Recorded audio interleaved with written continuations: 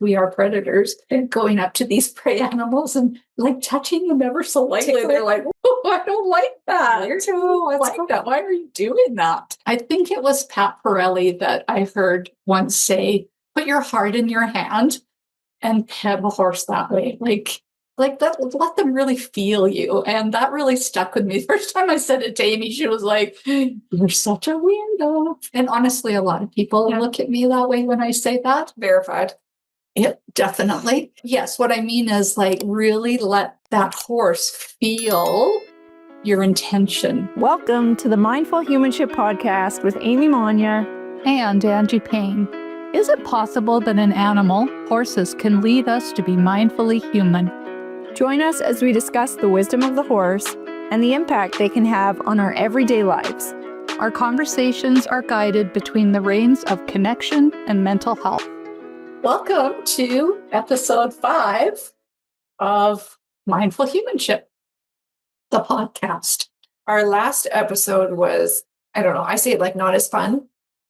We talked a lot about shame and kind of the heaviness of shame and how little trigger helps someone to move through shame. So today might not be quite so heavy, although we have been talking a little bit about how you and I are quite like laid back now, and in our approach, we've gotten a lot more with confidence and experience, a lot more I don't know, laid back is the right word, right? Maybe. It seems casual, but our work is very important. It's very important. It can be very, very deep.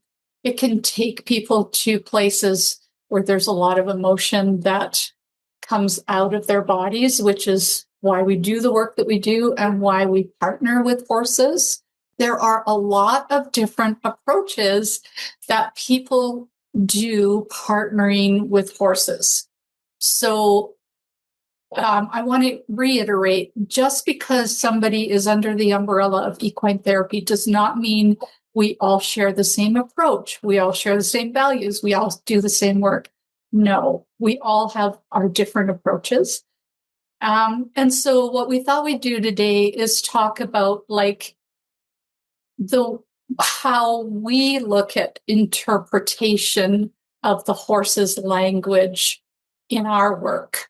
So Amy and I have been trying to put words around our approach, and there's a lot of people that use the word sentient.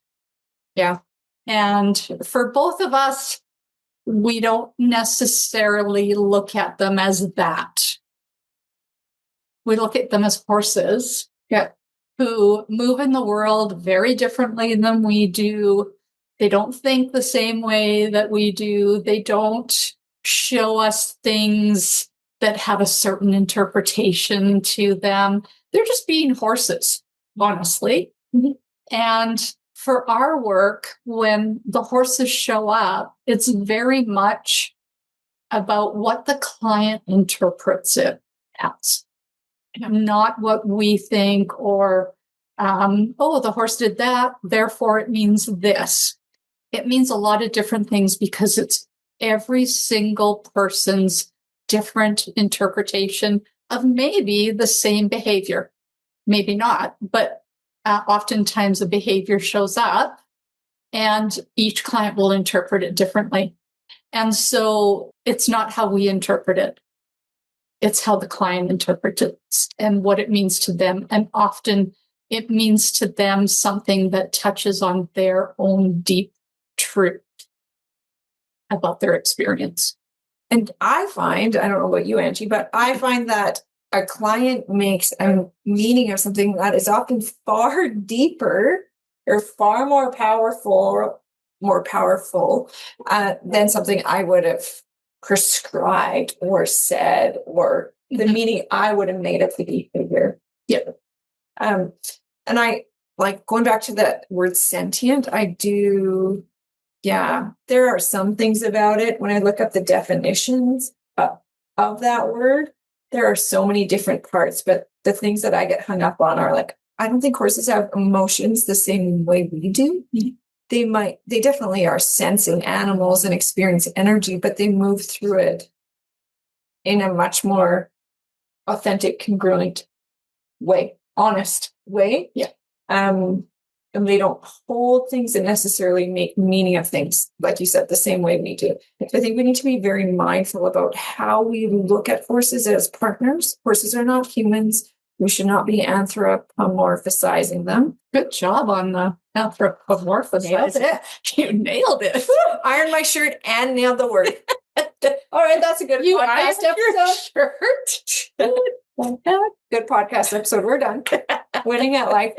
But I think we need to be very careful about that. Yeah, like I'm thinking about in particular the way horses move through grief. And I don't know why I'm doing that today. My fingers are really weird. They don't move through grief like we do. Do they have attachment to each other? Yes. Yeah. But the attachment is very simple. Are we safe together or are we not? That is kind of it for them. It's a big deal. And so being connected with each other causes the whole herd to feel safe. There's always a leader. Horses aren't meant to be leaders, but one has to do the job. It's not a job where they're like, they fight, where they're not like humans, like individualistic leadership. I'm the boss. I know. Right? No, but one of the horses someone has to be in charge. You're maybe better at it than I am, so you go do that. And so, yes, they do get connected to each other in a pretty deep way. Like if we talk about Tequila and Romeo, if I were to take Romeo out of the pasture, come into the barn and leave Tequila out there, even though there are horses right in the next pasture, he would not be okay. Because Romeo brings safety to that pasture in Tequila's mind. Now, the other way around, if Tequila goes into the barn and Romeo's left outside, he might, walk up down the fence a little bit, but it's not the same because they're different individuals. Their dysregulation comes out at different levels. Yeah, exactly. So Romeo's kind of like, oh, I wonder where he went. And where Tequila's like, I'm going to die. Where has he gone? That kind of thing. So Romeo had a wife. Did they actually get married? They didn't actually get right. Exactly. They weren't married. They didn't love each other like a married couple, but they were connected and they had lived together a number of years. They were like their own herd for many, many years, right? Yeah. And they, like other horses would come in, but they were not, they were like the intact two herd mates for a long time. Yes. Yes. So what was it? 3 years ago, I had to make the very difficult decision to have her euthanized.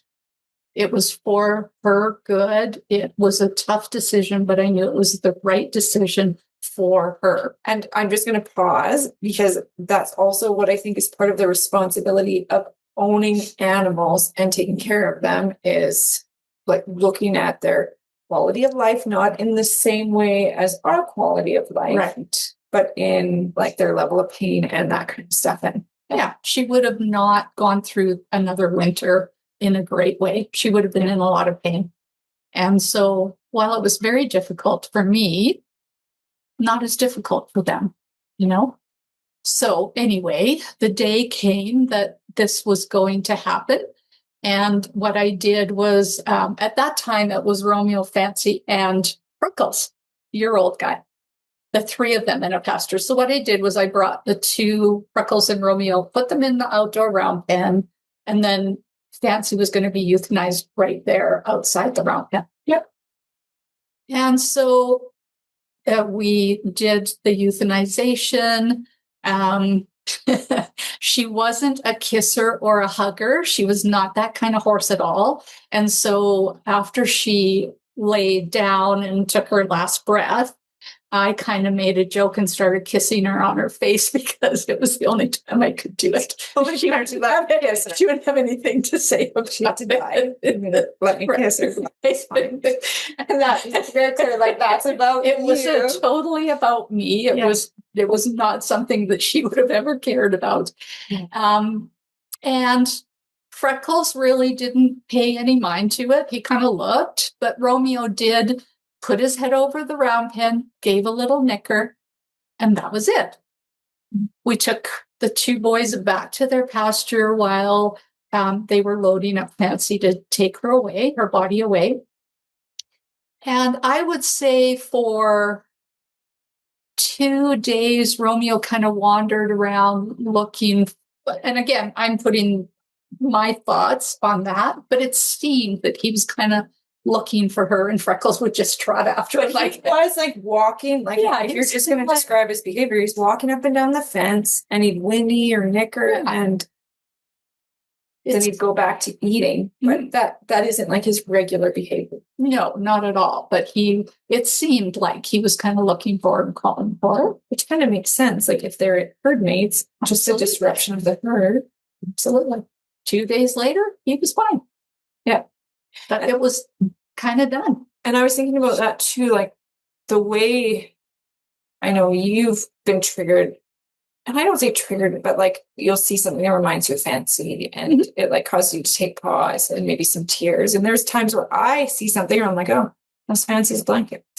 That kind of stuff. But I don't think they're the same. Like, I don't think he would smell her blanket and then go like head down.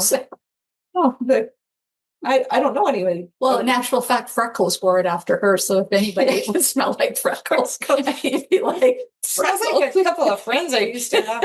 Interesting. It's just, honestly, to me, it seems like a very freeing way of being. Yeah. Like, they don't get caught up in all of that stuff because they just don't think about things like we do. And they just move through it. So he wasn't sitting there wallowing. And there are horses who will appear depressed, and not in our clinical, but like their behavior is like lower than normal. Their like head is down, and they might not be moving or like excited about food, that kind of stuff. And I do think like in some animals, there is research that shows that, they do, like elephants. Yes, they agree, but they have a much more organized, sophisticated. I don't know if it's society or like they stay together forever, right? Yeah, like I think the kids stay with them. Like horses, kids don't stay with their moms, and not for very long anyway. Their moms are like, "And get out, love you, and bye bye."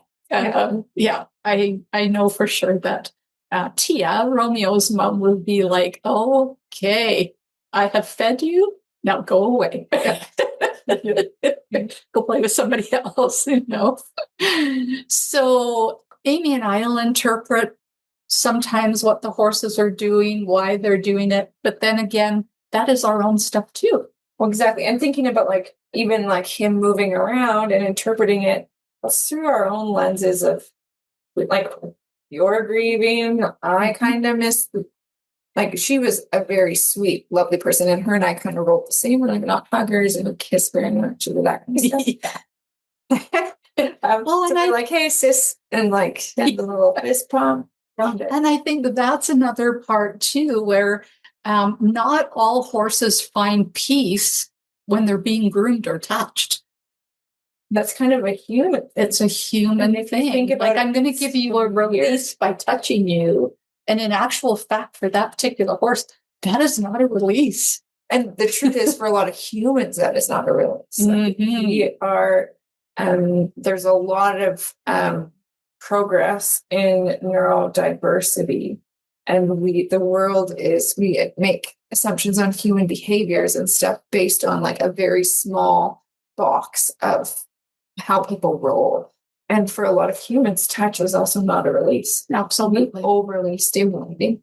Or folks have been impacted by trauma and that kind of stuff. Absolutely. But the horses are brilliant at that. Like, you don't want to be touched. Me either. That's great. Let's just stand in each other's energy, and it'll be wonderful. And that is a release. And if you see them like the geldings, or even, like they'll play with each other and they'll nip at each other, but they're not like standing, petting, like leaning on each other. They'll scratch each other, but they both like seem to do it at the same time. They don't hug each other. They're not petting each other. Like, if you think about that, that's a weird human thing that we do to animals. I know if I try to hug Romeo, he's like, dude, we don't hug. What was that quick moving?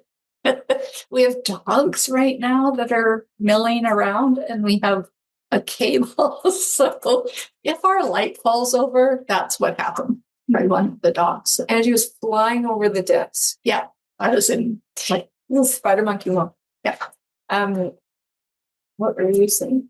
Oh, what? I don't remember. And like, even when they're babies, their moms lick them really hard. Mm-hmm. So like sometimes people will be like, oh, you cute little horse. Oh. Yeah. And I'm like, whoa, pet them so they can feel you. Yeah. Their moms were like, yeah. And their moms would lick them going the wrong way. Yeah. That feels so good, Amy. In their heads. Yeah, just like that. Right. Yeah. But like, also, like so sensitive that they can feel a fly. Yeah. So people, predators, we are predators, going up to these prey animals and like touching them ever so lightly. They're like, oh, I don't like that. I don't like that. Why are you doing that? I know that, I think it was Pat Pirelli that I heard once say, put your heart in your hand and pet a horse that way. Like that, let them really feel you. And that really stuck with me. First time I said it to Amy, she was like, you're such a weirdo. And honestly, a lot of people look at me that way when I say that. Verified. Yeah, definitely. But yes, what I mean is like really let that horse feel your intention. And the other thing we tell people is like, horses will tell you. Yeah. Can I pet that horse? I'm like, I don't know. It's not my body. You can try.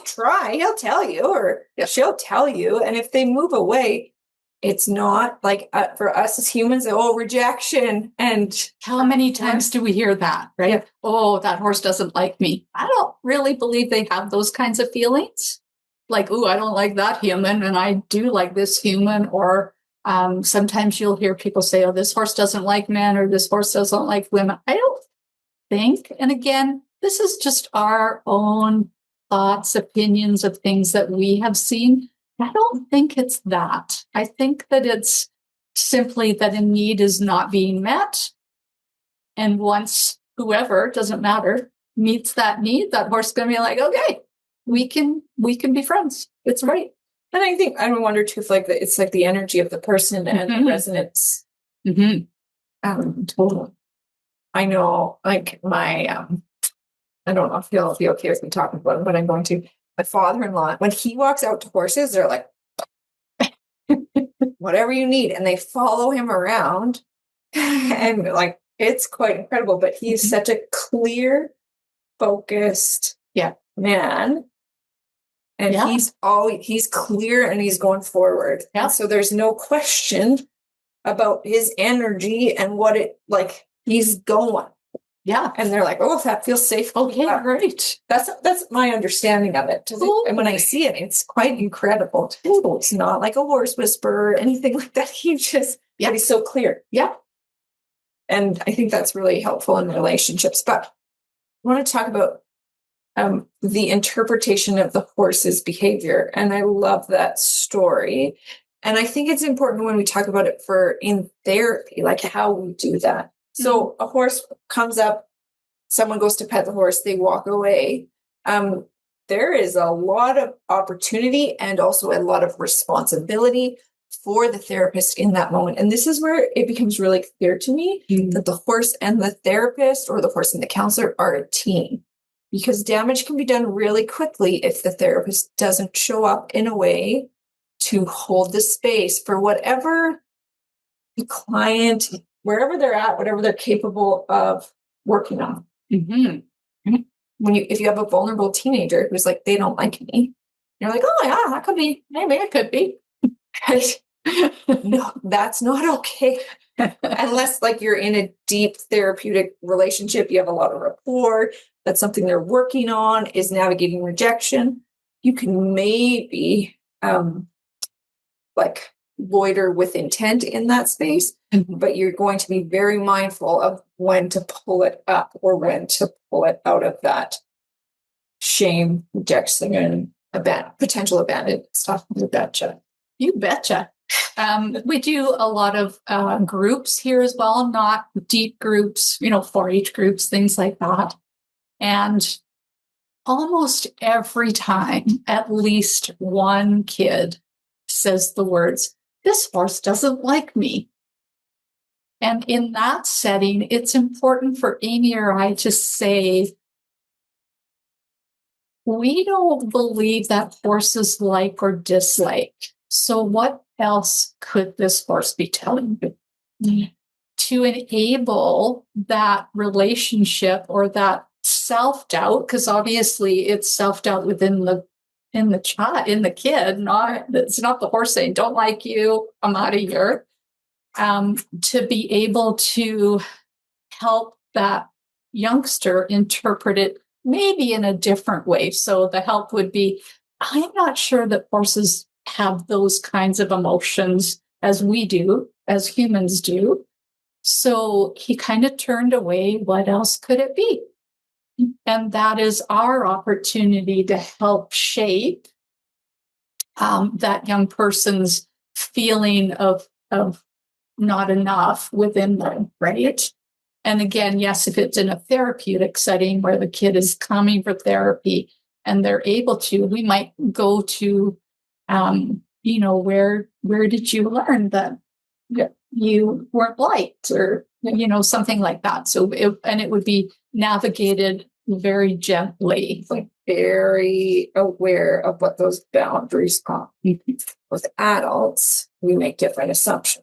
If we're in a therapeutic setting, if we're in a team building setting, where it's important to hold, what do you call that? Like integrity, not integrity, but like not protect people's vulnerability in front of like coworkers and stuff like that. That's different. We would use a similar approach to a youth group. I don't know if horses really think like that, but else could be. But in a therapeutic setting with adults, it's different.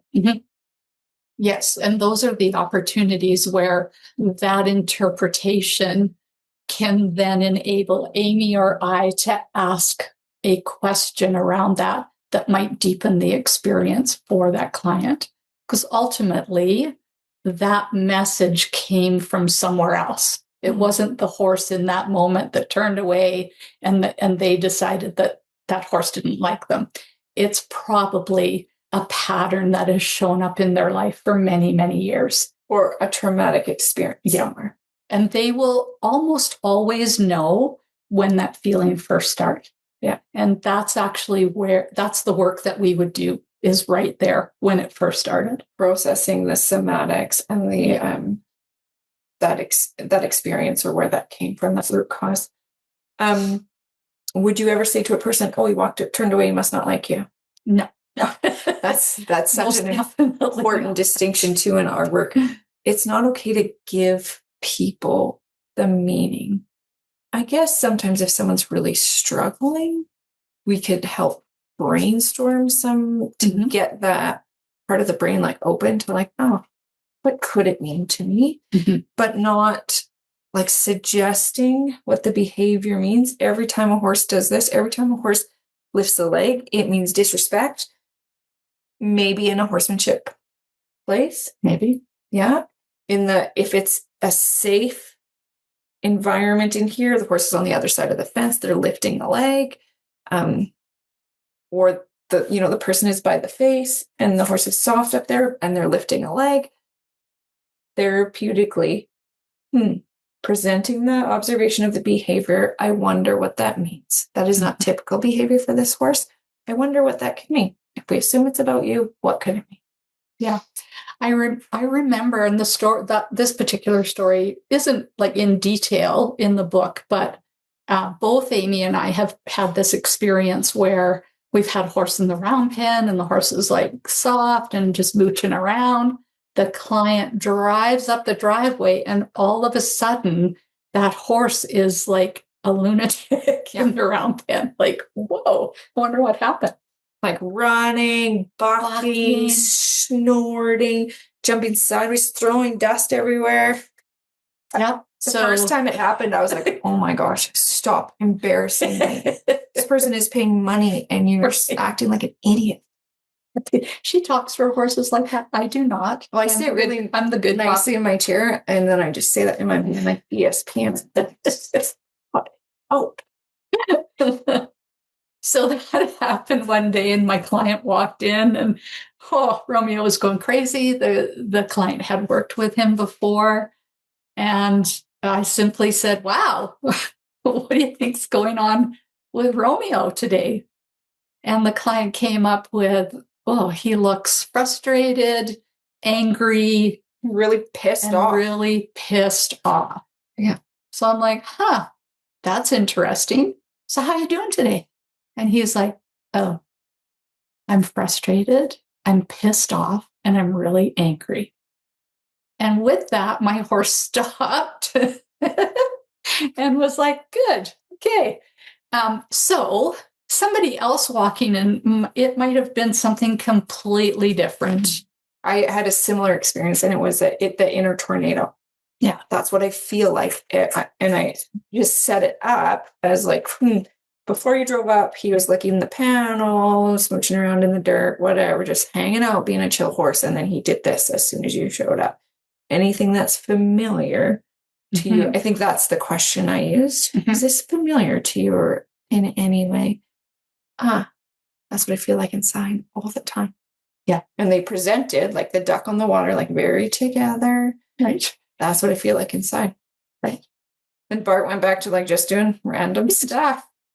Okay. So whether it's the energy that the horses feel, because they do feel energy from like a really long way away, whether it was that and that energy just really got them going, don't know. And I couldn't interpret it because it meant something different for my client than it did for Amy's client.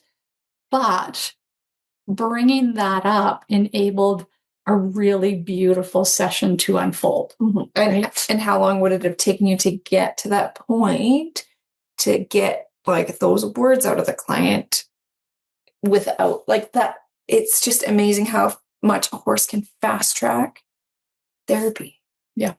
I mean, I might have said to the client, "How are you doing today?" "I'm okay." Because we're really good at that, aren't we? Yeah. "How are you doing today?" "Good." Yeah. "How are you doing today?" "Good."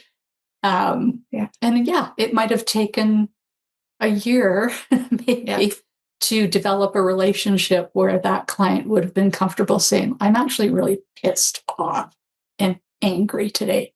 And so if you were going to put it like not necessarily in a method, but kind of more like philosophy or approach on how we partner with the horses and interpret their behavior for a therapeutic setting, or how the therapist horse dynamic works, how would you describe it? Wow, that's a really good question. I mean, a lot of times I feel like the best thing to do is get out of the way. Like I learned pretty early on in my career doing this that if I had an agenda, for the most part, that wasn't going to happen. And the more I let go of needing to get something accomplished with a client, the deeper and more rich the experiences became. I don't have any expectations of the horses. I really don't. You show up however you want to, or don't show up at all. It's totally fine. Sometimes when they don't show up, there's still interpretation from the client. It can be deeply meaningful. Deeply meaningful. And I'm like, you suckers did nothing today. Yeah. I am not giving you your buckets. Yeah. You're not getting paid today. Yeah. And for the client, it meant everything. So maybe the approach is that less is more, that we give agency to the horses, that we trust that what they bring up or how they behave is going to mean something to the client. And also, it's always the meaning that the client makes of it, which is actually probably their inner dialogue anyway. Like we believe that our clients have the answers. They don't need the answers from us. They have them. Our job is to just help them find them and make sense of them. And horses do that especially well. How would you put it? Yeah, 100%. I would say that what she said, but also, and I would add, it seems that they are able to reach into a person and pull out very quickly what needs to be worked on. And then that's where I feel like that's where my expertise comes in. And that's where I can really add value. First, creating this space and this safety for the interaction with the horse. Sometimes we don't even get in with the horse right away. Sometimes we try to do that outside the round pen with the person, allowing the horse to reach in and pull that out so that we can like flip it over and look at it and work on it, not from like a pure way, but like that body-based somatic truth. What is held around that, to be able to process it. And then it's like when we go back with the horse, usually towards the end of the session, if they're not with the horse the whole time, it's about a few things for me. It's about checking into like, did we get to where we needed to with the horse? And are there any spaces that still need filling up with that like authentic, honest, I'm going to say pure, but not like, I don't mean like clean, pure, authentic would be the right word, energy of the horse, earthy energy of the horse. And like there is some research about this stuff when we talk about the Heart Math Institute. They have done some research on how a horse can match a person's heart rate, like at pretty significant distances. We're going to talk about co-regulation. There is some evidence to support this. And then if you look at Eastern medicine or even Gestalt-based training, there is a lot of evidence to support how the horses show up. So some of my favorite clients are the ones who've done a lot of talk therapy, and they come here because they like know everything up here. They've done the CBT work, so they know the thoughts they should have. They know how their thinking can change how they feel. And maybe they've plateaued, or maybe they're looking for something different or whatever, or they just haven't been able to get. Because then we just kind of, like you said, get out of the way and the horses catch it up and like reconcile it up. Right. Like, so the body and the heart and you can say the soul if you want, but the energy matches the thoughts or understanding of the how. Yeah. But the actual reconciling of that. Yeah. And they give people an opportunity to be in their truth with no judgment, with no outcomes, that they're just there to allow someone to access their truth. And then our job is to help them move that truth out. Yeah. And I think like even well-intentioned, very incredible humans can have the intention and work hard to create safety, but oftentimes our trauma is caused by humans, or humans were part of that, or that story in our background. So it is easier for a lot of people to trust the honesty and safety of a horse and the non-judgment. Even if I'm like 1,000% not judging you, I'm still a human, right? And we have thoughts about humans and how they think. Yeah, totally. It's hard to not be human when you're a human being. Because we have this, and this can a lot of times get in the way. It can also be very useful. And so I get to not disappear into the background because I am an integral part of the process and the team, but allowing them to show up as horses really can be incredibly powerful for people. And I love to watch them work. They don't know they're working. They're just being horses. Do their stuff. Like they're just doing their stuff. It's not like, oh, you're working today and tomorrow you're not. I think they're always doing the work. They don't look at it that way because they're just being horses. Can you explain like that trauma cycle kind of thing, how they move through energy? Yeah. If you've ever watched a herd of horses, you've probably seen this happen where all of a sudden one of them starts to run and then all of them start to run. And it looks like they think they're going to die. So they run and they run and they run. And then at some point, one of them stops. It's usually the leader, but not always. And that horse will stop. And Amy and I always add to that by saying, they're probably saying, okay, you idiots, it's just a plastic bag on a fence. They're not. That's us interpreting it. Idiots. Idiots, just stop. One of them stops. All of them stop because, of course, if one of them stops, they trust that that particular horse is taking care of the environment. Mm-hmm. And they all stop. What's the next thing you see horses do? They blow. They shake. They lick. They chew. They yawn. Mm-hmm. They sometimes roll, and then they go back to eating. It's actually completely done for them. So they're like at this grazing place, that's kind of where they roll. And then throughout a day, it can happen hundreds of times. Yep. But they're done. Like it is, they don't have their heads down saying, oh my God, that was so scary. Thank God it was just a plastic bag. And you know what that reminds me of? It's one time when I was a wee fool. And there was a plastic bag, and my mom thought it was awful. And she yelled at me. No, they don't. And they don't also think of the next time that's going to happen. Like they don't go into protection mode just in case something else scares them. They just roll through it. Mm-hmm. Well, we don't do that. And an example of that would be somebody gets into a car accident. Everybody gets them out of the car and that person is shaking. What do we want to do as humans? We want to cover them up so they don't shake. Wrap them up, stay still. You're okay. Hold your head, which you're okay. Medically yes. necessary. But the truth is, it is the body doing its natural thing, which is to move that all the way through. So as soon as we stop the shaking, whatever is happening inside gets stuck right in that spot. Mm-hmm.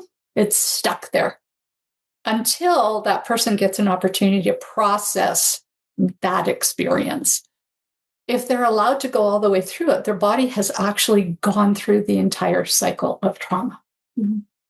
And I think like if they're not, then that's where we can be like triggered or start to experience PTSD symptoms and stuff like that. Sometimes we do have like as humans, we like call it debriefing. So we want you to talk about it. But also like sometimes everything can be done and we'll still have PTSD symptoms. Mm-hmm. But that's the whole point. And that's what we see horses do. They reach into those places where it was stuck, mm-hmm. which is good. Like it needed to be so that you could get to the hospital and get assessed and all that stuff. But they reach into people and say, oh, this is stuck here. Let me help you with that. Let me pull that out so you can do the things and do what you need to do. Yeah. And it's our job to do that with like safety and holding the titration of the intervention or whatever the experience is that the client can be successful and process and move through. So, horses don't suffer with PTSD. Some horses have had not great backgrounds, not great experiences, and they have behaviors that come with those experiences. And as soon as you show them a different way, and as soon as you show up consistently, concisely, and regulated, they're pretty okay. They're really like, cool, great.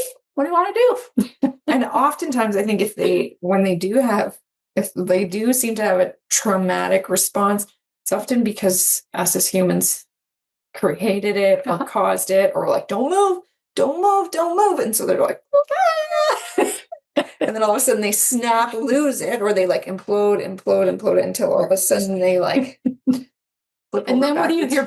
I have heard. And then all of a sudden my horse freaked out. Oh, it was not all of a sudden. Right. And I think that the same as a person, right? When a person all of a sudden flips their lid, it wasn't all of a sudden. It had been building, and then because there was no outlet for it. Yeah. And I do think that horses roll differently. Like we have Tequila, who's a little more of an anxious bug, but that anxious is like a human word. But he like something happens and he's like, wow. And then he just comes right back down.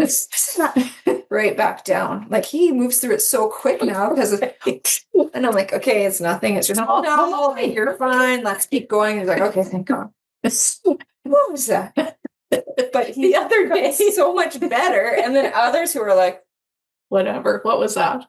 Huh? Did something just happen? The boss, aka Monea, came around the arena the other day at like lightning speed as fast as he could. Just as I was coming out of the door with 2 horses, and both of them were like, oh, what is that behind? Car crash.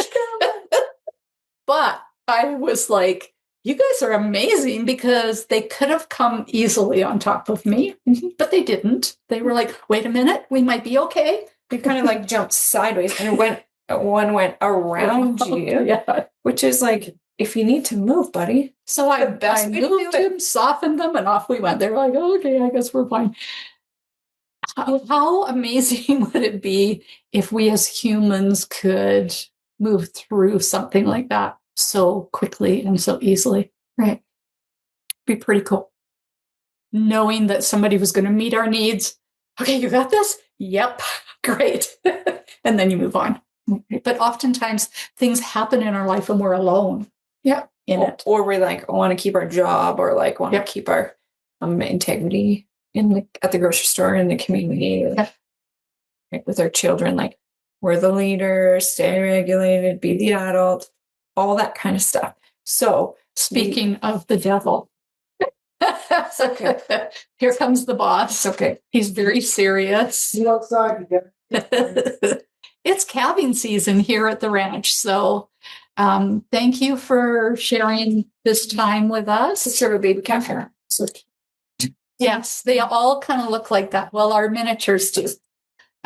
So it's a busy. You're doing it? Yeah.